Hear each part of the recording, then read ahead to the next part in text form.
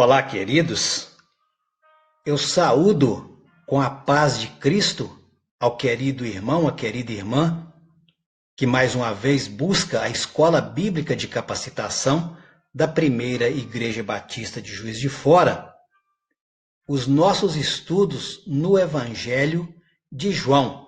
Nós estamos entrando no capítulo 5 e, na primeira parte deste capítulo, João traz a narrativa da cura do paralítico no tanque de Betesda.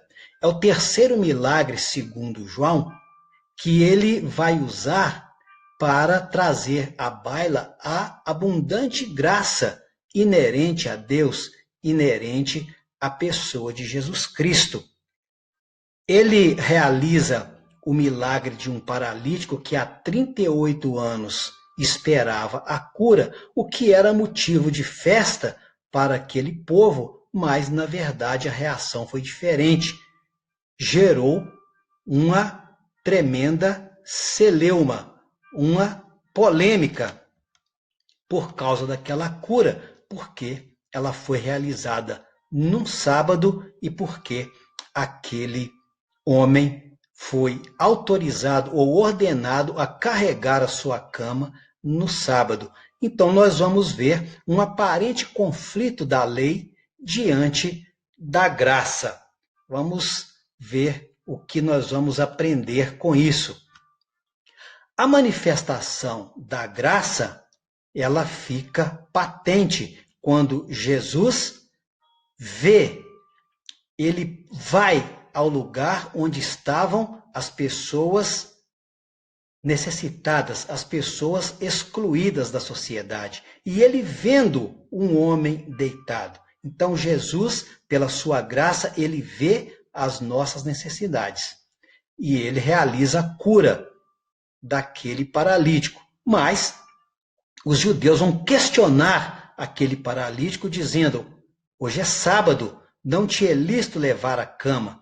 E por essa causa, os judeus também perseguiram Jesus e procuravam matá-lo, porque fazia essas coisas no sábado. Lei e graça, graça e lei. Na verdade, graça e lei são bases do relacionamento do homem com Deus. Às vezes, predominou a lei, mas a graça é a base principal de relacionamento do homem com Deus. Através dos tempos, nós vamos ver a manifestação da graça de Deus já na criação, quando Deus compartilha com o homem a sua imagem e semelhança, a vida espiritual. Depois, nós vamos ver ainda manifestações da graça no chamado de Abraão, quando Deus não chama Abraão para uma tarefa, mas o chama para uma oportunidade de se tornar o fundador de uma grande nação. Depois, mais à frente, nós vamos ver Deus libertando o seu povo do Egito com graça. Deus abriu o Mar Vermelho, Deus colocou sobre eles a nuvem durante o dia para fazer sombra debaixo do sol e a coluna de fogo para aquecer e guiar durante a noite. Mas mesmo assim, o povo só murmurava. Então, quando chegou ali no Monte Sinai, quando os homens chegaram ao extremo de adotar um novo Deus, um bezerro de ouro, Deus trouxe a lei. Então veio o período da lei, desde o Sinai, cerca de 1440 a.C., até o Calvário, cerca de 30 anos depois de Cristo. E agora, nós voltamos ao período, a convivência de Deus com a graça, e agora nós temos o Espírito Santo.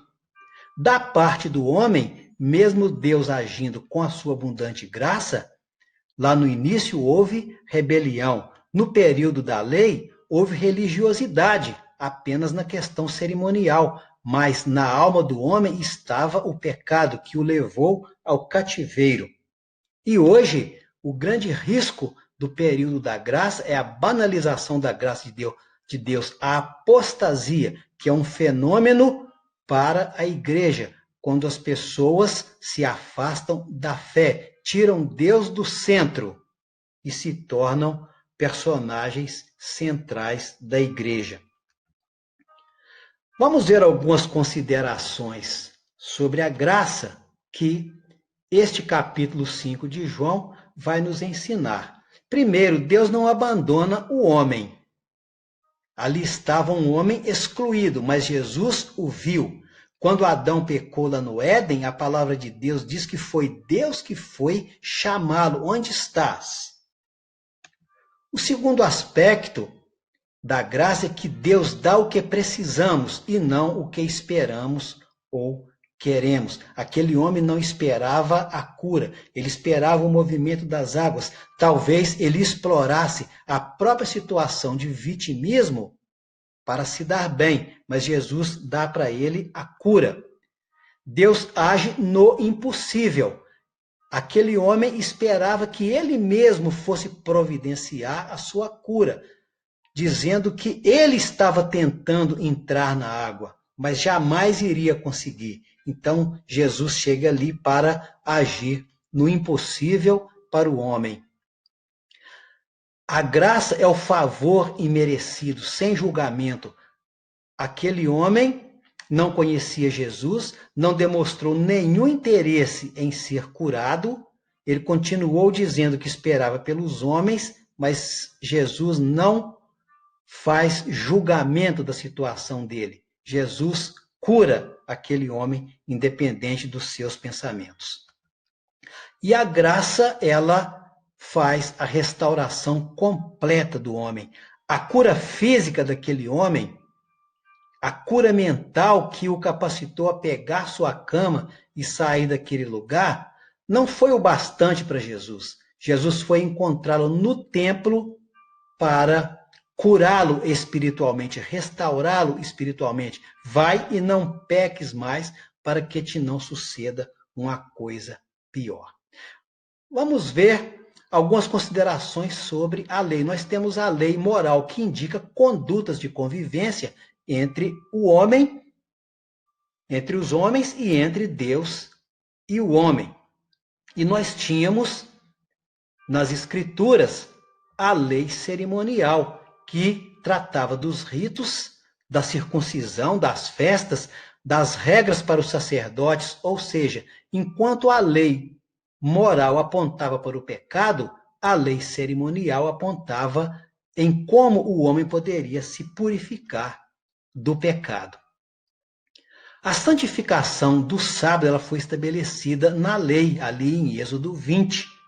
Deus santificou o sábado e estabeleceu também que a violação do sábado era uma transgressão digna de morte.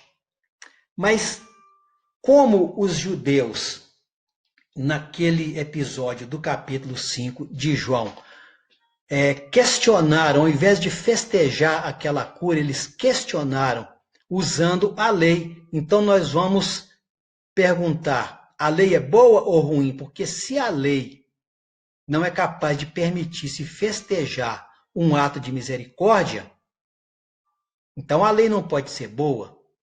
Mas onde que está o defeito? Se a palavra de Deus diz que a lei do Senhor é perfeita, refrigera a alma, o testemunho do Senhor é fiel e dá sabedoria aos simples, os preceitos do Senhor são retos. E o apóstolo Paulo vai nos ensinar ali em Romanos 7, assim a lei é santa e o mandamento santo, justo e bom. Mas o próprio apóstolo Paulo então vai nos dar a explicação. Por que estava acontecendo aquela polêmica? O apóstolo Paulo diz que o homem adoeceu a lei, ali em Romanos 8:3, num contexto em que Paulo dizia que nenhuma condenação há para os que estão em Cristo Jesus. Então, Cristo veio para tirar a condenação, mas foi impossível para a lei tirar a condenação, porque a lei é ruim? Não, porque a lei foi enfermada, ela foi adoecida pela carne, pelo homem. Então, no versículo 4 de Romanos 8, ele vai dizer, para para que a justiça da lei se cumprisse em nós, que não andamos segundo a carne, mas segundo o Espírito. Então a lei, ela se torna boa, produtiva no homem, que é guiado pelo Espírito. O Espírito nos ajuda a sermos cumpridores da lei e agradar ao Senhor com a sua lei. Mas sem o Espírito, o homem é incapaz de cumprir a lei, de compreendê-la. A lei precisa estar dentro do coração. Por isso que naqueles dias houve polêmica, porque eles tinham a lei fora do coração. Eles não tinham a lei no coração, conforme o profeta Jeremias disse que Jesus viria para colocar a lei em nosso interior, para ela ser escrita em nosso coração, para nós termos prazer em cumpri-la de dentro para fora e não de fora para dentro. Conforme diz o salmista, deleite-me em fazer a tua vontade, ó Deus meu, sim, a tua lei está dentro do meu coração. O Espírito Santo trouxe a lei para dentro do nosso coração. A lei não foi extinta, ela mudou de lugar para trazer prazer em nós de cumprir a lei. Ao passo que os judeus, os escribas, os fariseus, Jesus disse que eles estavam igual sepulcros caiados, porque do lado de fora eram formosos, mas não tinham a lei dentro do coração. Por isso, o seu interior estava todo apodrecido. Então, nós vamos entender que o problema não é a lei, o problema é o legalismo. E o que é o legalismo? É usar a lei em proveito próprio para estabelecer uma dominação sobre os homens. É a compreensão deturpada da lei de Deus, porque a lei é de Deus, enquanto o legalismo é do homem. A lei é caminho para Cristo, enquanto o legalismo é caminho para a autopromoção. A lei visa servir, enquanto o legalismo usa o rigor da lei por interesse egoísta. A lei é fiel à palavra, enquanto o legalismo é fiel à cultura e às tradições, coisa de homens. Qual que é a conclusão que nós chegamos, então? Mesmo salvos em Cristo, corremos o risco de permanecermos na lei, quando vivemos uma relação com Deus baseada em obrigações, imposições e reconhecimento pessoal. E também, de forma inconsciente, há uma preferência do homem pela lei. Porque a graça constrangedora, ela fere o ego humano em uma cultura terrena de aceitação por mérito. Então nós temos que termos muito cuidado para, mesmo diante da graça de Deus à nossa disposição, nós buscarmos vivermos na lei, porque por preferirmos o nosso reconhecimento. Que este estudo tenha enriquecido você. Fique com Deus. Deus seja louvado.